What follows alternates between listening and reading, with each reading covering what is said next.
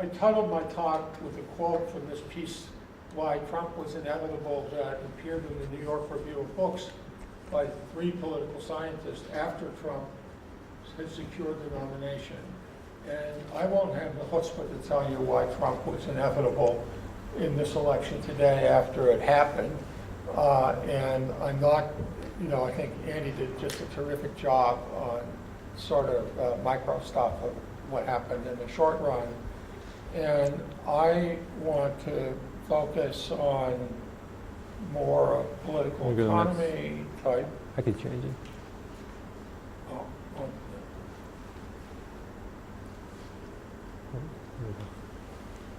View. And I want to talk about the economic basis for lower income whites to move away from their traditional alignment. And the riff on that is this, of course, the Times has told us that this is exactly why Trump won, okay? But at the same time, I want to talk about other trends that are moving elites toward the Democrats. So I want to, because in the long run, these kinds of things will matter, whether there's maybe another 2% shift or something at some other point in time. And the 2 points that I want to talk to didn't come from research I've done. One is looking at campaign contributions of people that are in the Forbes 400, and second, looking at the campaign contributions of hundreds of thousands of physicians.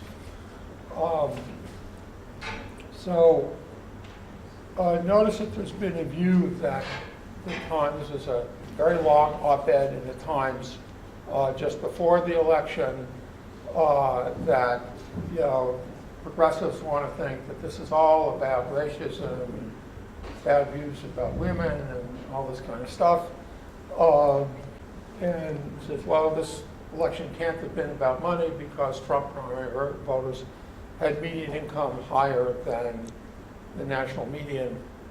And of course, the $72,000 is not a lot of money.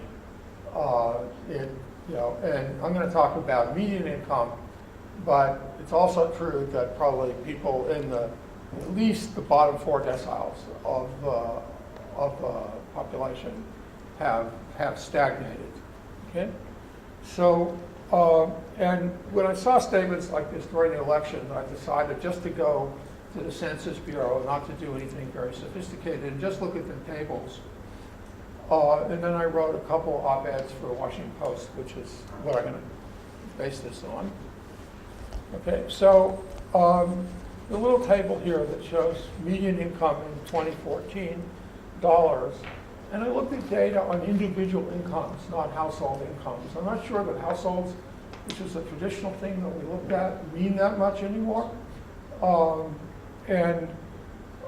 if you look at individual income, you find that the Mad Men period, the Greatest Generation period, was fabulous for white males. Their income, inflation-adjusted incomes, went up a lot between 1953 to 1967.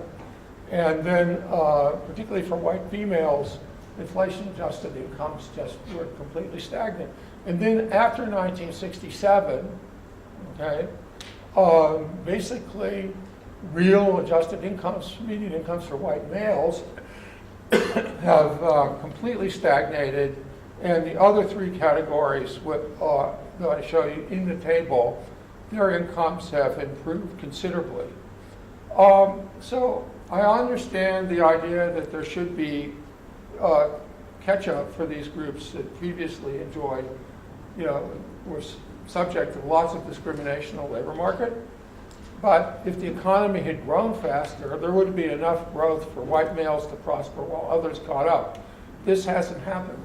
And white males have basically been ignored by the Democratic Party. If you just go and read the platform of the Democratic Party for this election, you'll get exactly what I mean. Okay? If you thought I'd cherry pick those 4 years, this was actually what was in the Post. This shows it graphically. And you can see the plateau of white male median incomes since the late 60s. So, in some sense, the question is, of course, Trump used demagogic things to appeal to this. The question was, why hasn't happened? Not so much as why it didn't happen now, why might not have happened earlier. Then the other thing that happened, like a week after I wrote this thing, was the Census Bureau produced its report for 2015 incomes, and the media completely trumpeted the fact, that's no pun there, that the 5.2% increase, this 5.2% increase in median household income. But this was not all good news. White women did particularly well. And then even if you look at some household incomes, so there are a lot of single adult households, and in the single adult households, the female-headed ones did better than the male-headed households. And then there's not much discussion of this, but native-born households, their income increased by 4.4%. Immigrant households, their incomes increased by 10.1% over the year period. And then, well, where was the growth coming? It wasn't really coming for full-time, year-round workers.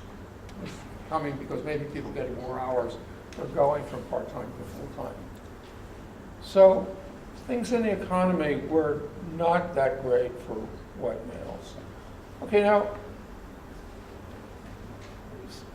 in distinction, we hear all this stuff about how professionals have become more for the Democrats, okay? So this graph, which I can't certainly see it, maybe you will see it up there, shows from 1982 to 2012, the percentage of giving to Republicans among the Forbes 400. There are two lines, one is weighted, one is unweighted. It doesn't make much difference, and the Forbes 400 have trended in their giving towards the Democrats. At the same time, they've become more male, okay, because entrepreneurs have taken over for widows in some respect, okay? And so average white male income has gone up because inequality has gone up. And these guys are giving money to the Democrats, but they're not really addressing the problems of Beaver County, Pennsylvania. Mark Zuckerberg pissed away $100 million in Newark with Cory Booker on the school system, okay? Or they give money to fight disease, or fight malaria, to fight things in Africa, or to Columbia and NYU, but you don't find them doing very much for people in flyover country, basically, okay? And I'm sure that if we looked at this trend for 2014 and 2016, it would go even further. Okay? And so we also, if we want to understand how income is playing into politics, I think we have to understand, and here's where I'm too old for this, but other people can do it. Big data can be used to look at these things in a way that we couldn't do before. So, if I go back to the 1970s, the way political scientists looked at how the economy affected elections, they said they would run simple regressions of change in the popular vote for president and being regressed against changes in GDP or changes in income or changes in unemployment.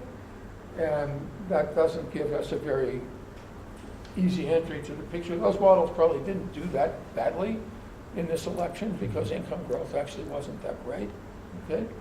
So I just want to talk a little bit, and then, am I good on time? Yeah. Okay. About medicine and politics.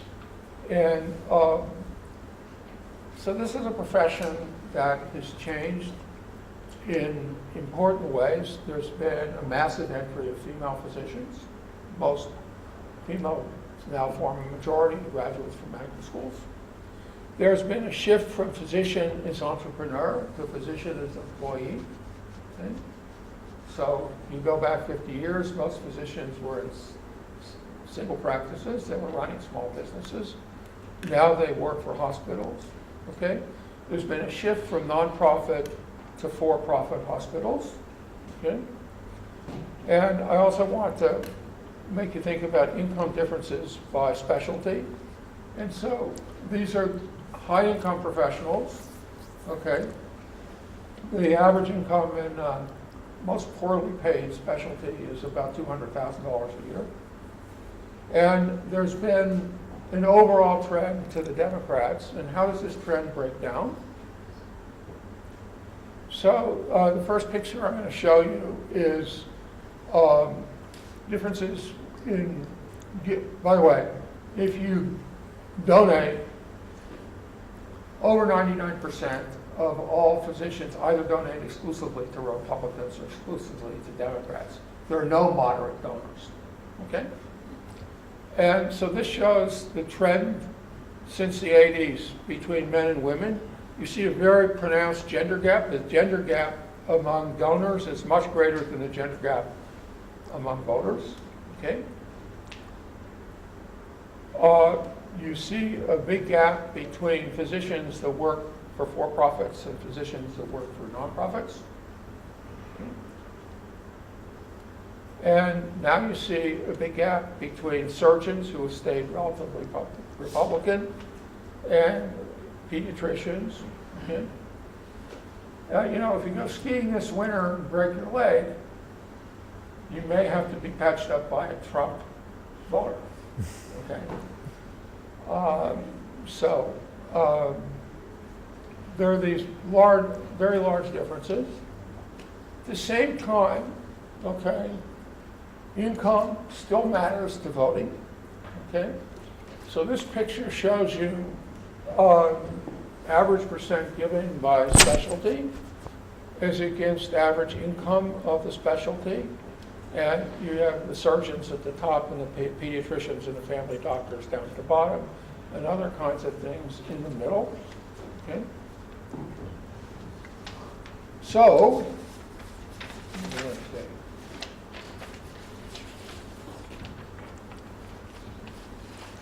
politics is going to reflect changes in the economy, in technology, in industrial organization. It's going to probably been impacted by stagnant white male income, by tech billionaires, and by things like the changing organization of medicine. Not all of these changes are the consequence of government policies. And so one thought is, before the next elections, what can Trump do for working class whites? Probably far less than they expect.